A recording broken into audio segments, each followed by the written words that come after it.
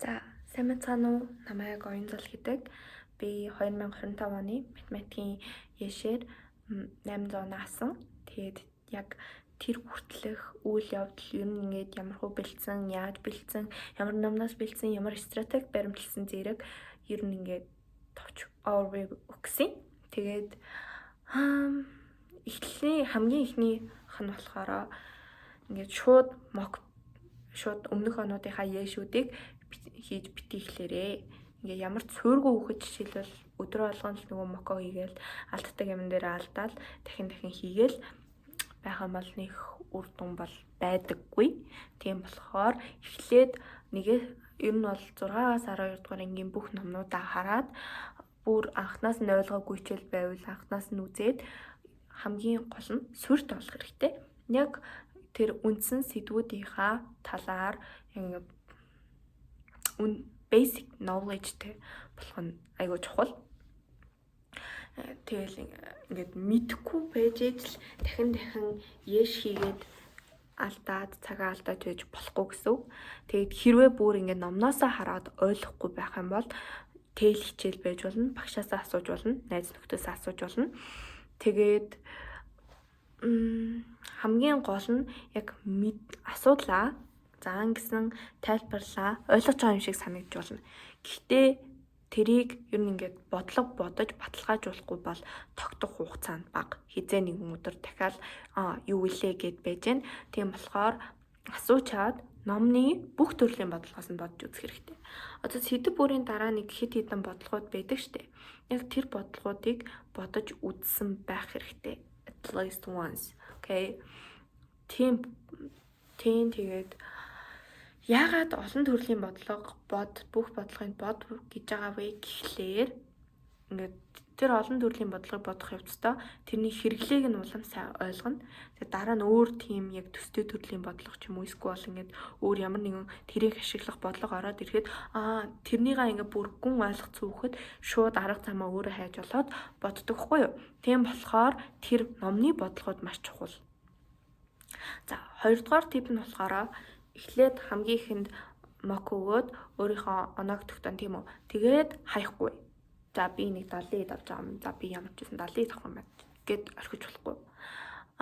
Тэрэн дээрээ би яг юун дээр алдсан? Би яагаад алдсан? Ямар сэдв дээр алдсан? Юуг анзаараагүй орхисон? Яг өгүүлбэрээс юуг байрж авах байсан гэдэг ч юм уу яг ингээд нарийн дитейлтэй analyze хийх хэрэгтэй байхгүй юу? Тэгээд тэрэн дээр analyze хийгээд хэрвээ ингээ алдсан сэдв байгаад тэнгуутаа тэрнийга дахиад харна. Дахиад нөгөө номноосоо энэ яадаг сэдв үе. За эсвэл Google-ээс, эсвэл YouTube-ээс, эсвэл телевизээс бүх сурвалжаас хайгаад ингээд өөртөө дахиад нутагшуулах хэрэгтэй. Тэгжээд дараа нь ингэж бодно гэсэн.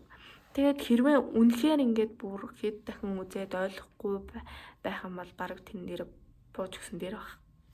Гэтэ ер нь бол ингээд бодлогууд бодоод байх тусам ингээд соногшоод ер нь бол алдгаа байдаг. Энэ бол бүр нотлохоотой. Үнэхээр л тэнэг биш бол ингээд жишээлбэл 5 6 удаа үзлээ, 10 удаа үзлээ. Тухайн үед ойлголоо.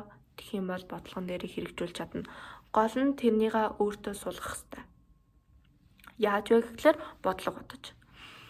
За ингээд ер нь бол өмнөх онуудынхаа юмнуудыг бол нэг сарын дотор ч юм уу эсвэл ер нь 1 сар юм уу 2 сарын дотор яшүүдээ бодоод дуусгачих хэрэгтэй байхгүй юу?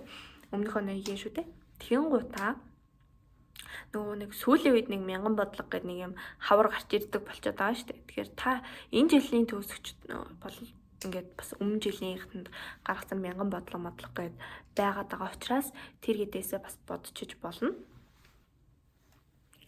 Тэгээд энэ жилийн гарах хүртэл тэгээд тэр 1000 бодлогыг яаж бодвол та хэдэд илүү үр өгөөжтэй энэ жилийнхэн шиг алдаа гарахгүй гэх юм бол бичлэг үзэхгүй байх. Одоо YouTube дээр ингээл 1000 бодлого тайлбарлалт 1000 бодлого бодолт гэл нэг юм яваад байгаа шүү дээ. Тэр болохоор ингээд одоо ер нь айгүй дими санагдсан. Тэр ингээл зүгээр ингээд жоохон халтуурдаад орхиж байгаа жишээ байгаад байгаа байхгүй юу? Миний өмнө хэлжсэнчлэн бодлогыг өөрөө ухаж бодох юм бол илүү тогтно. Тийм болохоор ингээд шууд бичлэг үзэл би энийг чадахгүй юм шүү дээ. За би энэ байгаа бичлэг байгаа юм чи. Энийг үзээ би ойлгох чинь гэж хизээч байж болохгүй. Ягаад гэвэл тэрийг үзлээ гэд зүгээр л та ингээд тухайн үед ойлгож байгаа мэт тухайн үед болцсон мэт санагдавч тэр яг үүндээ толгойд тогтох одоо хугацаа нь айгүй муу байдаг гэсэн үг. Энэ нь бол тарихыгаа хүний тарихч ер нь ингээд өөрөө яахгүй өөрийн талгаа ажиллаагүй бусдаас ингээд бэлэн юм авчих юм бол нэг ажилдаггүй байхгүй юу. Тийм болохоор яг ямар сэдвтэй бодлого байна тэрийг нь хайгаад ер нь ингээд яаж бодгоор юм шиг санагдаж байна тэрнээсээ номноосоо хайж агаад сэдвээ олгоод тэгээд би энийг ингэх ёстой байна би энийг ингэж бодох байсан юм байна гэд өөрөө бодож чадах хүртлээр ерөөсөө юм үзэж болохгүй. За юу. Тэгээд ер нь бол сэдвүүд мянган бодлого бол бүгд л ингээд номны сэдвээс л орж ирж байгаа шүү дээ. Халина гэж байхгүй. Тийм учраас ингээд би шууд номноос хараад энэ томьёог ашиглах юм байна. Би энэ томьёогоор яаж энэ бодлогыг бодж болох вэ гэд хэдэн өдөр хэдэн цаг байсан ч хамаагүй суугаад өөртөө бодорой. Энэ бол хамгийн том тип. За тэгээд ер нь бол ингээд мянган бодлогоо бодоод дуусчлаа. Инглээ. Тэгээд миний одоо зөвлөх хэсэг ингээд зөвлөдөг ном болон аппликейшнуудыг ярих юм бол Yes Cgman гэд байгаа. Энэ болохоор ер нь угаасаа алдартай. За юу.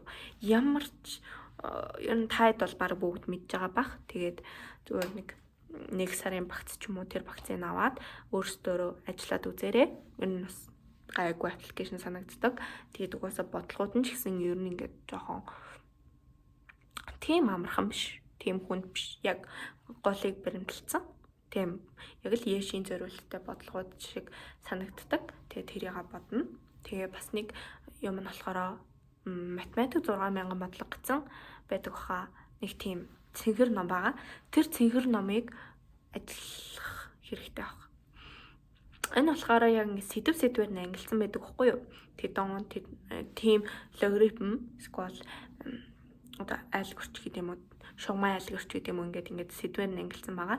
Тэгээд нөгөө өмнө нь хэлжсэн мокхийн гутаа analyze хийгэрэй гэдээдсэн шүү дээ. Тэгээд ингээд математикийн нөгөө ном дээрх бодлогуудаа үнэхээр бодцсон байх юм бол энэ номноос алдж байгаа сэдв дээрээ шууд очоод энэ тэр бодлогуудыг бодоод ингээ алдахгүй болтлоо бодчих юм бол юу хэрэгтэй.